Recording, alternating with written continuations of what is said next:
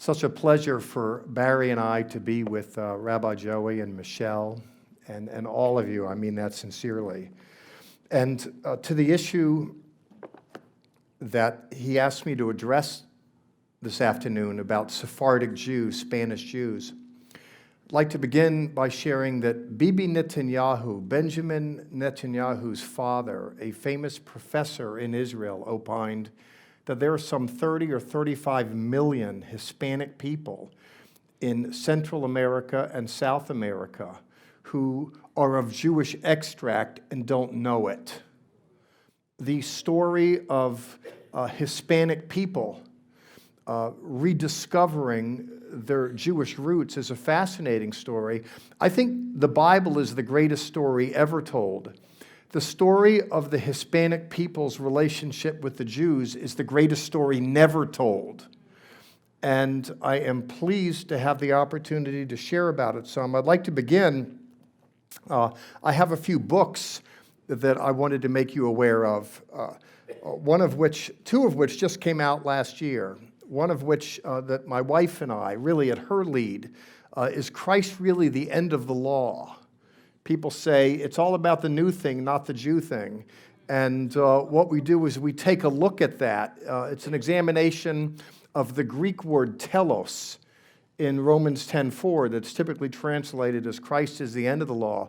Walt Kaiser, one of the premier evangelical theologians in North America, calls it a real gem and is pleased to commend it, as is Darrell Bach, a professor in New Testament at the Dallas Theological Seminary. Another book that came out this year, I had the opportunity to be the principal editor of and a writer in it and responsible for it. It's called Messianic Jewish Orthodoxy, The Essence of Our Faith, History, and Best Practices. And this was written with about 20 or so Messianic Jewish scholars. There's so much confusion in the name of Jewish roots, etc. And things just are going like cats in all sort of different directions in the name of teaching. Orthodoxy comes from the Greek word orthos, which means straight, and doxos, which means praise. Orthodoxy, that is to say, a correct way to understand, a straight way with it all. And individuals who are of Jewish extract who had come to faith, become Bible college and seminary professors, we worked together to come up with this book, hot off the press. There's a few of them back there. The book, Making Our Peace with the Warriors of the Sands, looks at the nature of the relationship and the reconciliation between Hebrew peoples and descendants of Ishmael. What I wanted to do is look in biblical literature for everything that speaks positively to, for, and about our Arab cousins. And Making Our Peace with the Warriors of the Sand, the subtitle is What the Bible Says Positively About Our Estranged Arab Cousins. I think you'll find it interesting if you opt to get it. I had more interviews in media with this than any other book I've written, and I've written about 20. My wife's book, Midbar Missives, a great devotional. If you found yourself in the wilderness and want to find some watering holes, this is a great place to go to. And speaking of my wife, I am so thrilled, by the way, that Rabbi Ben-Ami, that you invited my wife to come and speak for the Esther moment last year. And it was so much more fun for me to come and just carry her bags. And in fact, I'm doing it next weekend. We're going off somewhere. They didn't invite me. They didn't care about me. Someone has to drive. So I'm just, I'm taking Barry out to speak at a women's tea at a church. And I'm thrilled to do it. Thank you so much. Anyone who honors my wife honors me. And I know that you were blessed to have her. Barry wrote a great devotional called The Name Hashem. 365 names of God in the Hebrew Bible. You know, sometimes, I don't know about you, when I wake up in the morning, my head doesn't always do me a great service. Between confusion and negativity and just the things that tend to bombard. I don't know if it's age, circumstance, or just a disposition to be negative. But sometimes you got to kind of blow that stuff off to face the day with a little more faith and optimism. Well, sometimes a great devotional helps in that regard. In Barry's book, The Name Hashem, get some biblical medicine for life's assorted hurts. Get it into you early. And I know that you'd be blessed. Lastly, here, there's a brochure on the table back there as well. If you're interested, my wife, under her leadership, she has principally a nonprofit work in Israel. and individuals go there and a few times a year, and there's wonderful ministry works that if you might be interested in that, we have that. The real book that I want to sell is the Bible itself, and I'd ask you to open up your Bibles, please, to the book of Isaiah, chapter 60. And the reason why I want to do it, I could just talk history, but it's a worship service too, and I want to kind of evolve out of biblical literature, principally, in talking about the Sephardic Jewish experience. By the way, Sephardim is a Hebrew term to reference Jewish people that fare from the Iberian Peninsula. Now, it's gone by different names: Iberia, Spain. You know, there's different names. The reason why there's an amusement park in Arlington, Six Flags, is there were different names over this real estate. You know, Mexico, you know, it was part of that. It was a separate entity itself. Texas, you know, a country in and of itself. And then it joined the Union. It was part of the South. So there's been Six Flags that have flown over this place under different names. Spain itself has had different flags flying over it. In biblical literature, the land went by a name that you might not be familiar with. In the first millennium BC, it's referenced over and over and again by writers as Tarshish. Let me hear you say Tarshish. Tarshish, actually named after a famous port on the western edge of the Iberian Peninsula. And what I want to do is look at Isaiah. I want to look at Genesis for the beginnings of nations, explore a little bit so you can have a biblical fix of what we're talking about. And then I want to talk about this modern phenomenon, something that I've noticed with Hispanic people in the modern age wanting to come to terms with their Jewish identity. As evidence thereof, I want to read you something before we look at the biblical text. This comes from the BBC, the British Broadcasting Network, a few weeks ago. It's an article that's titled, "Spain Gets 127,000 Citizens Applications from Sephardi Jews." In 1492, it wasn't just Columbus that sailed the ocean blue. All the Jews were kicked out of the Iberian Peninsula. They were kicked out of Spain. There was the Alhambra decree, so-called. And they were forced to leave on the very day when Columbus set sail, by the way, with a number of Jews on his vessel. He himself, perhaps being of Jewish extract himself. Everybody was looking to get out of Dodge. And they went different places. This movement away from the Iberian Peninsula was rather tragic. Jews were dispossessed of property, homes, lands, goods, and so forth.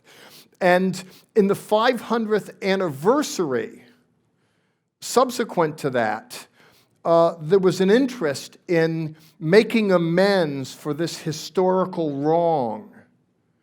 And Spain itself often offered to give automatic citizenship to any Jews of Spanish descent who want to come and have dual citizenship into the country. You know, there's processes to be naturalized, to be citizens in different countries. This was simply automatic.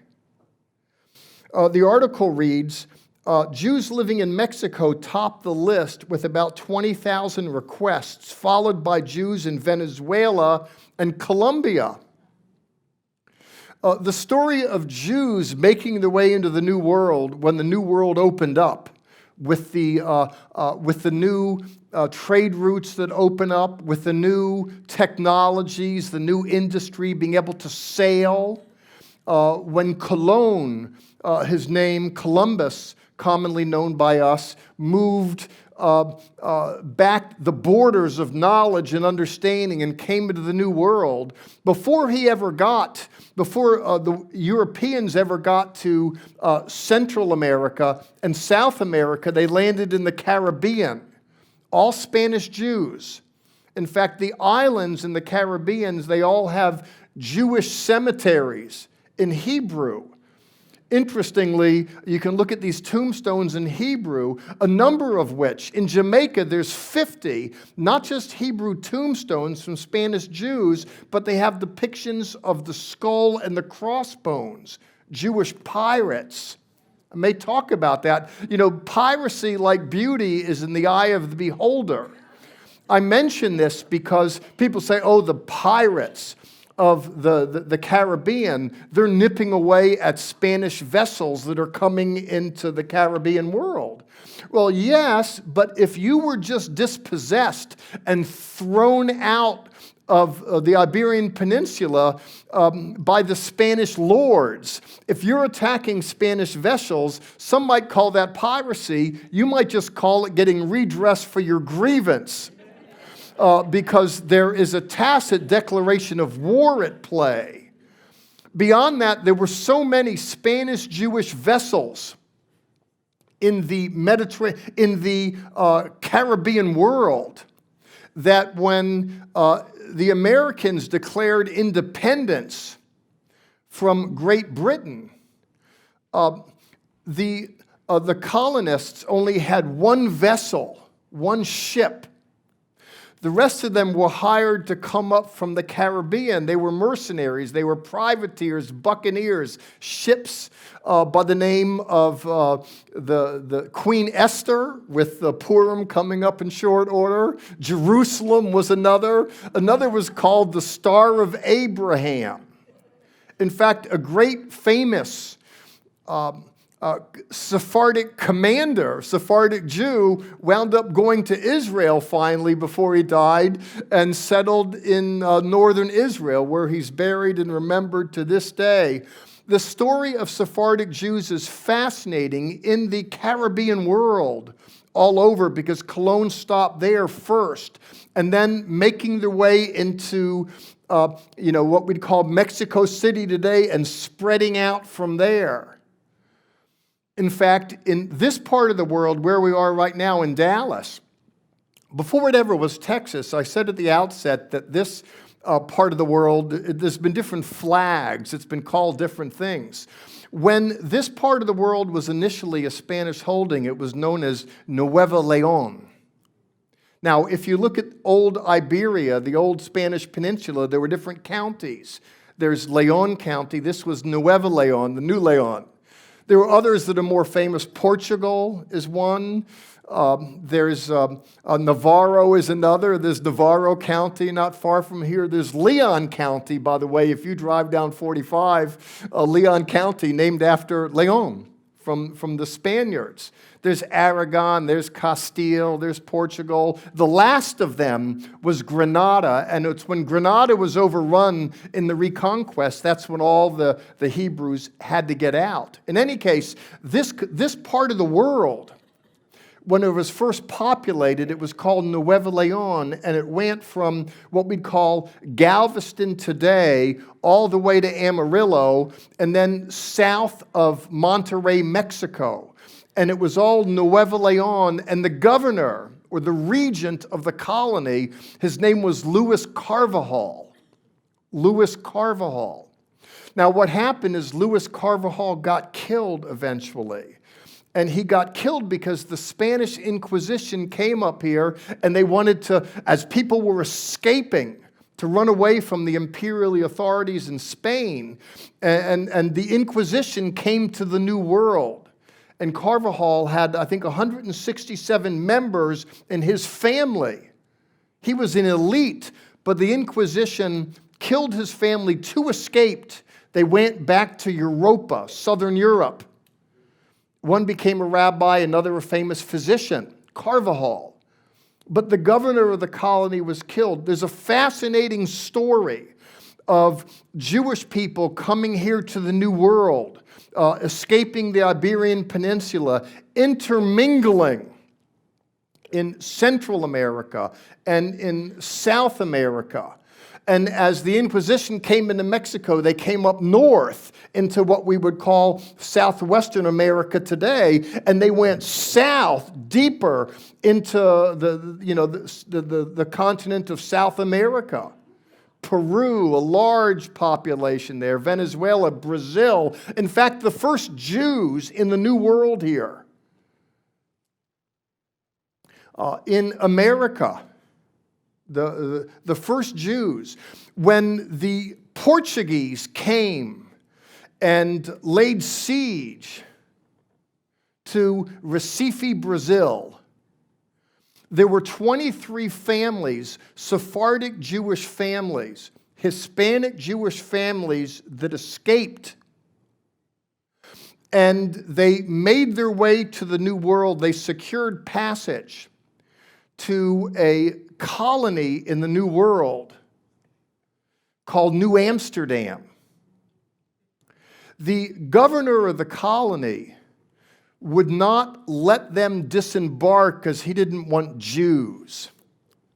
But what happened, New Amsterdam, so-called, was an extension of a Dutch holding company. The Dutch, being liberal, imposed upon Stuyvesant to give them quarter and let them disembark.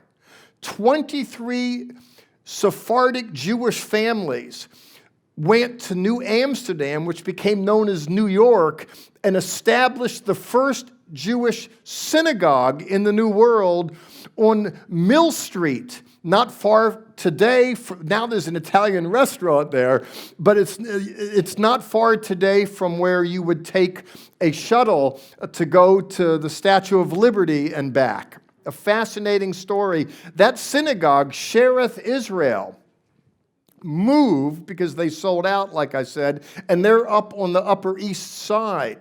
And you can visit today and see the artifacts. It's a fascinating story. In fact, in New York City, there's a museum now dedicated to Sephardic Jewish experience here in the New World. Texas, certainly, New Mexico, Arizona. In fact, the state historian of New Mexico, Stanley Hordes, did his PhD at Tulane University. And he wrote a book called To the Ends of the Earth. And he's a historiographer, and he looked at the movement of individuals, Hispanic peoples that came over here to the New World. It's a fascinating story. There are a variety of new books that have come out and articles. His book, To the Ends of the Earth, is a good one to get. It's a doctoral dissertation. It's technical. It's extremely informative. Another book, if you're interested, The Jewish Pirates of the Caribbean, written by a Jewish historian. I'm going to talk about that as I close this evening. And in fact, The Jewish Pirates of the Caribbean is a play off of a movie series, The Pirates of the Caribbean, starring Jack Black, the great pirate. Actually, the movie series itself, arguably, this great pirate who controlled the industry and piracy in the Caribbean, actually, the character itself existed. His name was Jean Lafitte. He was a Sephardic Jew. I'll close by telling that story, but I want to get to biblical literature first. But what I wanted to do is introduce you at brief to the fact that there really is a fascinating story here. I only have, 20 or so minutes left. You want to get the book To the Ends of the Earth by Stanley Hordes, The Jewish Pirates of the Caribbean. If you want to read a good article, it was written by a professor at Bar-Ilan University called Putting the Oi Back in Ahoy. Oi is a Jewish term, oi. And it was his own telling about the pirates of the Caribbean. Well, what I want to do is get you to open up your Bibles, please, to Isaiah chapter 60. The backdrop to this is fascinating, and I want to open this and introduce this by reminding you, right before I get to the literature, the way the Newer Testament, the Matthean Gospel, Malachahu was his name. Arguably, the Matthean text was written in a Semitic language. It has a Semitic verlage. We know it in English today, Matthew's Gospel, and we know it from Greek texts that have come down. But as early as the 2nd century with Papias and others, even St. Jerome, who pens the Latin Bible, gives voice to his having his hands on this Hebrew Matthew. this gospel that was written for the Hebrews principally. The Matthean gospel starts off, Sefer Toldot HaYeshua HaMashiach ben David ben Avraham, the book of the genealogy of Jesus Christ, the way we would translate. Jesus Christ, the son of David, the son of Abraham. And then you get to the Matthean text and you see something that the other gospel writers don't alight upon. Mark and John, for their purposes, just begin with an adult Jesus. Luke and Matthew begin with a young Jesus, a young Yeshua. Now, Luke, his account has the moment of birth. In the Matthean text, it's not the moment of birth. There are these men who see the star, and they follow it. They follow the star, and it alights upon a home in Bethlehem, not a cave, not a manger. And when they come there, they greet a young lad, 2 years old, not 2 minutes old. It's not the moment of birth. We conflate the story in the way Christians do the birth of Jesus. I'm not convinced he was born on December 25th, but that's another story. I don't begrudge anybody remembering his birth on any day. I'm glad he came, and if the culture wants to remember it on December 25th, I'm good to go with that. In any case, the Matthean text tells the story of these astronomers. They see a star, and they come and follow it, and it settles over a home it alights upon. It signals them to a certain space, to a certain place, and then they come bringing gifts, gold, frankincense, and myrrh. These are fine commodities that are very valuable, very light, very small, easier to travel when you're coming on dromedaries, when you're coming on camels. I'm mentioning that because you're going to see even the way the story opens up in the New Testament with the Matthean story is the prophetic fulfillment of, if you look in Isaiah, arise, shine, your light has come, the glory of the Lord is risen. We're told in verse 3, nations will come, kings to the brilliance of your rising. Lift up your eyes. They come to you, your sons from far away, daughters. He says your heart will throb. In verse 6, a multitude. They will come. In verse 5, the wealth of the nations will come to you. There's this light that rises, and people come, and they bring wealth, they bring means. In verse 6, a multitude of camels will cover you, young camels of Midian and Ephah. All those from Sheba will come. They will bring gold and frankincense and proclaim the praises of the Lord. All Kedar's flocks will be gathered to you. Nabaoth's rams will minister you. Now, what's interesting, these names might be lost to moderns. When you look at, if you acquire the book, Making Our Peace with the Warriors of the Sand, these names, though they're lost to moderns, we're looking at descendants of Ishmael. That is, it's interesting that it's Arabian people. Here the light arises and people come, and it says they come with their dromedaries, with their camels. They bring gold and frankincense with their camels, and they bring the wealth to the nations, to this personality who comes. What's interesting, not only is it that the New Testament opens up, if you look at the Genesis story, the descendants of Ishmael, what we call the Arabian peoples today, are pushed to the east. They settle to the east and south. And if you look at the great Prince of Peace who comes, what happens is it's those that went east and south, the Arabian peoples, that are first to come and acknowledge him at the very beginning. You with me on this? Well, what does this have to do with Sephardic Jewish experience? If you look in verse 8, he says, then, who are these? There's someone else who fly like a cloud, a multitude, like doves to their windows. Surely the islands will hope in me with the ships of Tarshish in their lead to bring your sons from afar. Now, what I want to alight upon here, and I wish I had more time to do it, and I'm not complaining, I'm just glad to get 45 minutes. But what's fascinating here is there's Israel central, and there are those people that are pushed to the east, descendants, and they're coming. And then there are those who were pushed as far west as anyone knew the known world to be.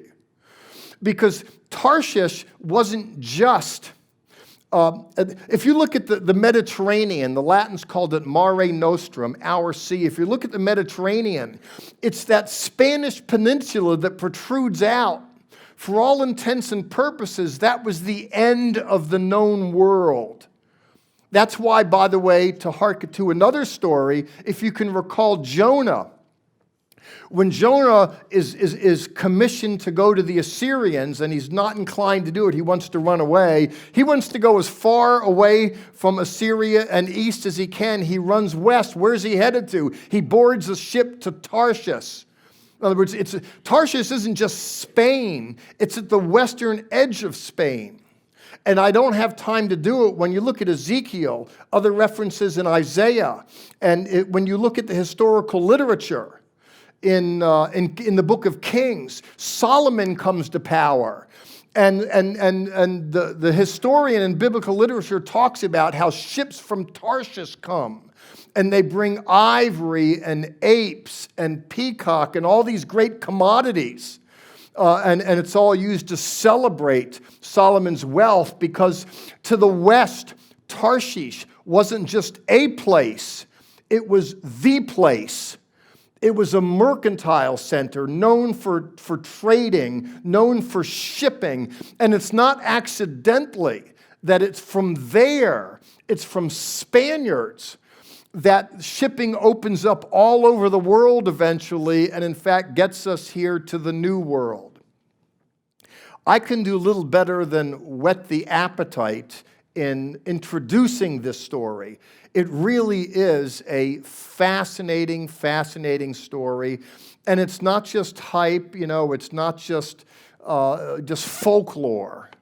And I've commended a few sources to you beyond me. Again, Stanley Hordes, who's the state historian of New Mexico, get his book, To the Ends of the Earth, and talks about the Spaniards who fled to the ends of the earth. A Jewish historian, I don't have his name written down here, I have it in my notes, I left it in my bag. You can Google the Jewish pirates of the Caribbean, a fascinating story. I just want to tell you the story about one of those. One famous or infamous Sephardic Jew who left his mark on American history. His name was Jean Lafitte. I want to tell you the story of one Sephardic Jew. Jean and his siblings were raised by their grandmother, a Sephardic Jew named Zora. Jean eventually is going to marry a Jewish woman named Christiana Levine. And after 4 profitable years of privateering, one of the pirates in the Caribbean, the family left for France with everything they owned. On their way, however, their ship was taken by a Spanish man of war. Lafitte and others were stripped and dumped on a sand cay, a little island. Days later, an American schooner picked them up and took them to a place called New Orleans, where Christiana shortly died after of exhaustion and fever. Tragic. Jean Lafitte is in the New World. Meanwhile, his brother Pierre, also a privateer, was busted for smuggling. These now indigent brothers briefly worked, but then they got back into pirating, and they bought a blacksmith shop that was built in 1772. Pierre and Jean were joined by their brothers René, or Renato, and Dominique. Dominique was a former artillery gunner for Napoleon, and they built a headquarters for a company in Barataria Bay there in Louisiana. Now just hold that for a second. They are privateers. Captured Spanish vessels that were commandeered by them were maneuvered into the bay there in Louisiana. And by 1811, Barataria was a thriving community with 32 armed warships, more ships than in the entire U.S. Navy in 1811. Businessmen from New Orleans arrived at night to buy pirates' loot. It's a fascinating story. The operation was so huge, it affected the economy of the whole Gulf. Now, you've heard about the Great American War, how the Americans broke away from the British. You're familiar with the story, but what happened, what people don't know, is that the British came back for a second try. In 1814, Great Britain dispatched an armada and 8,000 men, Marines, if you will, to take Louisiana. Never mind the colonies for a moment. We can get to Louisiana, the Louisiana Purchase, and the westward expansion. What happened is the Britain made its bid to attack the East Coast and was staved off by Washington, by militia, and by a standing army. And even, by the way, Washington's army was helped along by Sephardic Jews. I mention this because if you were to Google the name Chaim Solomon, Haym, Solomon, Chaim Solomon, when in doubt, Google. Chaim Solomon, there's a stamp, Chaim Solomon postal stamp. It was printed in 1976. And it was printed in 1976 at the 200th anniversary of 1776. And it has a picture of the Sephardic Jew. It was a stamp that was unique in its time because it had a picture of him on the face of the stamp that said, Chaim Solomon, financier. But if you look at the back of the stamp, it's printed there. This was the financier who saved the Revolutionary Army, Washington's army.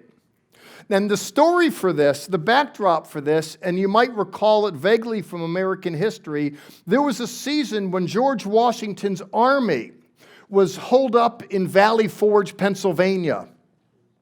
Wasn't beat up by the British, it was beat up by the winter. Now I mention this, I'm from Harrisburg, Pennsylvania. And, Valley Forge is close to Philadelphia. It's a suburb of it. Now, Washington's army was out of clothes. They were out of ammunition. They were in a bad way, and they were pummeled by the weather. Now, they're right up against Philadelphia, but none of the banking houses in Philadelphia would help them because, the Philadelphia banks and American banking was controlled by the British, and they wouldn't give the Revolutionary Army any help because they knew the Revolutionary Army didn't have a prayer, and if they gave money to Washington, then when Britain overran Washington, they'd come and get them. They wouldn't touch them. Washington was beckoning to get some help. The problem is nobody wanted to help. But eventually, Robert Morris, who was a rabid anti-Semite, who was the Secretary of the Treasury at the time, after being leaned on to assist, Washington leaned on Morris to talk to Chaim Solomon. He didn't want to do it. He hated Jews. So what he does is he goes and eventually speaks to Robert Morris. Robert Morris, eventually sends dispatches to speak to Chaim Solomon in Philadelphia on the holiest day of the Jewish year on Yom Kippur, where Jews don't do any work. And what happens is Solomon and other Sephardic Jews, they're in the synagogue. And what happens is dispatches are sent there. They come in and they give Chaim Solomon the request. It's Yom Kippur. Solomon reads it. He goes to the rabbi. The rabbi reads it. And what happens is they get up in front of the synagogue, the Jewish community in Philadelphia. And they say Washington needs help. In 30 minutes, all the money is raised to finance the American Revolution, to help George Washington retool and refinance. And the reason why Jews got into it, because Jews were running away from European prejudice. These Sephardic Jews, they were hated because they were Jews. They were running to the New World. They said, look, this is the bastion of freedom, and we need to make our stand here. Now, what happened, you know the outcome of the war, that Washington and the revolutionary forces won it. What happened afterward, Congress felt they had a debt to Chaim Solomon, the Sephardic Jew, but they couldn't pay it. It's a new country. The needs are great. The finances are Spartan. They're rare. They made a tribute to Chaim Solomon, who died penniless. The tribute is this. If you look at the dollar bill, the dollar bill that bears George Washington's face on it, if you look at the flip side of it, if you turn around the other side, you'll see there's a picture there of the American eagle. And above the eagle, there's a cloud, and there's the Latin e pluribus union, one out of many. But there's the symbol of America, the bird, the eagle. And there's a cloud right over the head of the eagle that is reminiscent of the Shekinah glory, the Shekinah in the Hebrew Bible, the Shekinah that led the Hebrews through the wilderness. And inside the cloud, there are 13 stars representing the 13 colonies, formed perfectly into the shape of the Star of David. It was a way of saying thank you to Chaim Solomon, Sephardic Jew. Now, here I just want to mention, as I'm bringing this to a close, there's an old saying, I love a finished speaker, I really truly do. I don't mean one who's polished, I just mean one who's through. Enough already. As I put the landing gear down here, I want to return back to this story. It's another war story. The British are pushed back, thanks to Chaim Solomon and others. Now, what happens is they retreat, they give up the ghost, but they're good for one last fight. And what happens in 1814, never mind 1776, in 1814, they dispatch an armada with 8,000 men. And they come complete with new civil government staff to rule over the new colony of America, which they fully intended to take back. Now, what happens is they headquarter the fleet headquarters in Jamaica. And by the way, Jamaica was teeming with Jews. Jamaica was given to Columbus. And it was the one part of the New World where people could come and no one would ask questions about background, religion, or race. Jews flooded there, which is one of the reasons why there's more Jewish synagogues and cemeteries in Jamaica than anywhere. And they were everywhere, even in Cuba. There's an argument that Havana, Cuba, etymologically comes from an archaic Hebrew word meaning the tribe. And I mention that because there's one letter from this famous Catholic bishop who complains. He's in Cuba and he disembarks there and complains how the whole port is teeming with Jews, to use his language. Fascinating story, lost history. Like I said, Bibi Netanyahu says his father, there's some 30 or 35 million, according to their reckoning, Hispanic people that really are of Jewish extract. If they took DNA tests, they'd discover it. And there is this dawning awakening. In any case, to my closing story, this is interesting. What happens is the British go to Jamaica, and they're looking to, they're gathering intelligence in advance of their attack of Louisiana, but they have a problem. And the problem is all of their vessels are ocean-going vessels.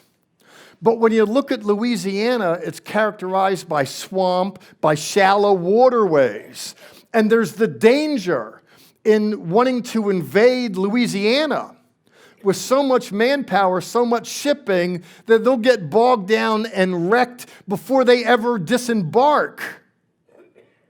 So what they want is intelligence. So they're working with the question, how can we get information, the best routes, how to maneuver in and around New Orleans and the areas in proximity to it? They were told there's one guy in the Caribbean who knows the Caribbean world. He has ships, he has business, and his name is Jean Lafitte.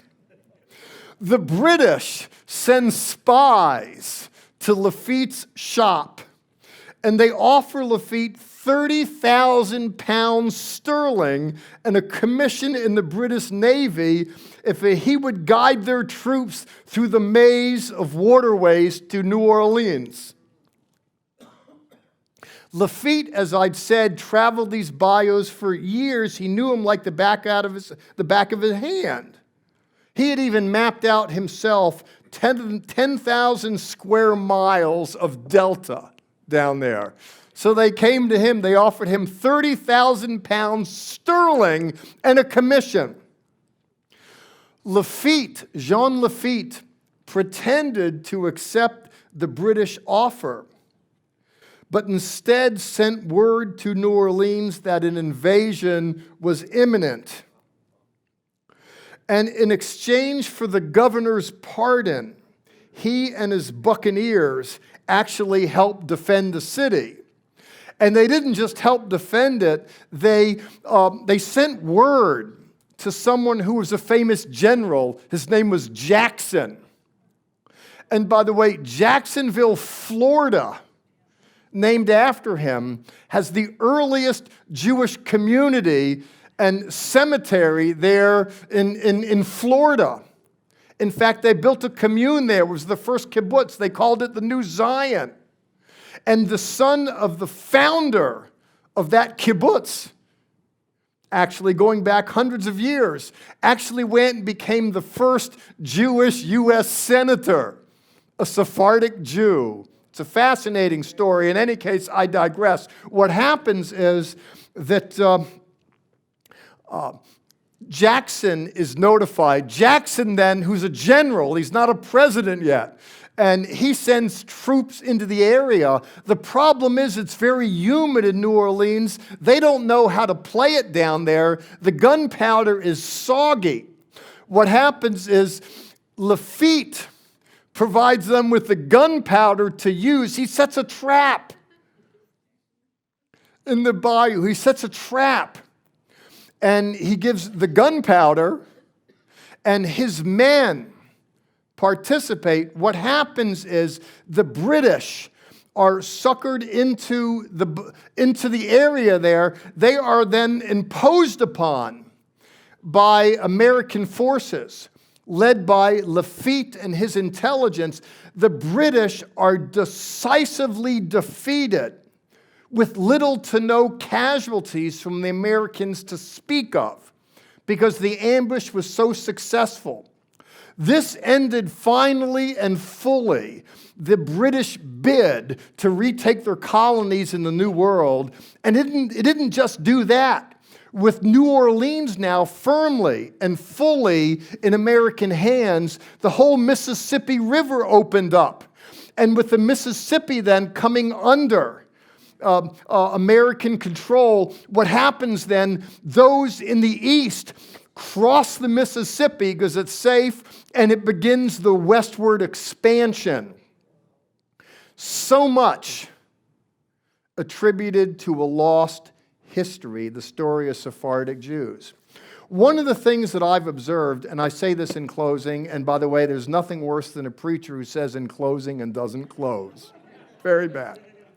I had mentioned at the outset generally that this story of Sephardic Jewish experience in so many ways is a lost story. I believe the Bible is the greatest story ever told. I believe the story of Sephardic Jewish experience is the greatest story never told. Now, what I'm seeing and what I've experienced, many individuals of Hispanic origin with a certain kind of attraction to things Jewish that they don't even know how to explain to themselves. All they know is there's a love for it, there's an interest in it. In some cases, there's some family narrative.